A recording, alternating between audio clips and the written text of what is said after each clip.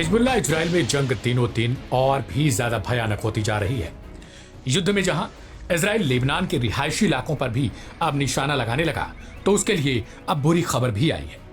Hezbollah ने Israel के कई खुफिया दफ्तरों को निशाना बनाकर मिसाइलों की बरसात कर डाली है, जिससे इजराइल के अधिकारी सख्ते में आ गए, क्योंकि जिस मिसाइल को हिजबुल्लाह ने इजराइल पर बरसाया वो इजरायली मिसाइल की तरह ही दिखती है और बिल्कुल ठीक उसी की तरह काम भी करती है। दरअसल हिजबुल्लाह ने इजराइल को उसके ही चंगुल में बुरी तरीके से फंसा दिया है। इससे इजराइल को भारी नुकसान की संभावना भी है। इजरायली खुफिया रिपोर्ट देखने के बाद कहा जा रहा है कि खुद प्रधानमंत्री नेतन्याहू भी चिंता में पड़ चुके हैं, क्योंकि उनकी ही तकनीकी का प्रयोग करके हिजबुल्लाह ने बड़ी ही सावधानी से इजरायली इलाकों में तबाही मचाने की प्लानिंग की है।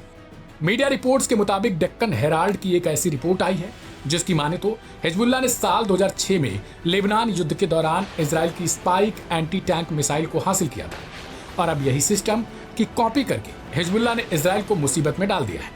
सवाल है कि आखिर इसमें ऐसा क्या खास है जिसके चलते इजराइल के लिए इसे मुसीबत के तौर पर देखा जा रहा है। चलिए बताते हैं आखिर इस मिसाइल सिस्टम को हिजबुल्लाह ने कैसे तैयार कर लिया। दरअसल कुछ पश्चिमी रक्षा अधिकारियों और हथियार विशेषज्ञों का मानना है कि हिजबुल्लाह ने इन मिसाइलों को जब हासिल किया तो ईरान ने इनकी तकनीक को समझने के लिए इसे हिजबुल्लाह से ले लिया था। वहीं अब हिजबुल्लाह उसी मिसाइल की कॉपी करके हथियार बनाया जा रहा है। अलमास नाम की मिसाइलों से आईडीएफ के तमाम सैन्य अड्डों के साथ ही संचार सिस्टम और हवाई सुरक्षा प्रणालियों को भी निशाना बनाया जा रहा है। इन मिसाइल सिस्टम की खासियत की बात करें तो हिजबुल्लाह की अलमास मिसाइल की मारक क्षमता 10 मील तक बताई जाती है।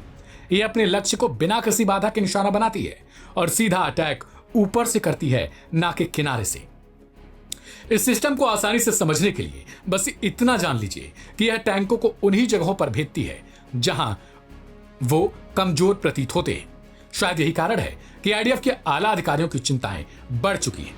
इजराइल कई मोर्चों पर जंग भी लड़ रहा है और अब ये उसके लिए चिंता का विषय है कि हिजबुल्लाह से कैसे वो अपनी तकनीकी को चोरी होने से रोके। वहीं दूसरी ओर हमास ने भी बीते दिनों ही आईडीएफ के 15 सैनिकों को मौत के घाट उतार दिया था, जिससे जिस युद्ध को इजराइल के पक्ष में माना जा रहा था वो अब धीरे धीरे उसके लिए मुश्किल होता जा रहा है।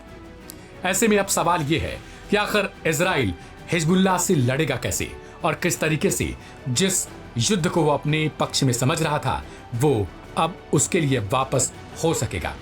गाजा में संघर्ष के बीच हिजबुल्लाह के साथ ये लड़ाई उसकी बड़ी ही रोमांचक होती जा रही है, क्योंकि अब हिजबुल्लाह उसी की तकनीकी से उस पर ही निशाना लगा रहा है। इस रिपोर्ट को लेकर आपकी अपनी प्रतिक्रिया क्या है उसे कमेंट बॉक्स में लिखें। ऐसी ढेर सारी खबरों को देखने के लिए सब्सक्राइब करें लाइव हिंदुस्तान।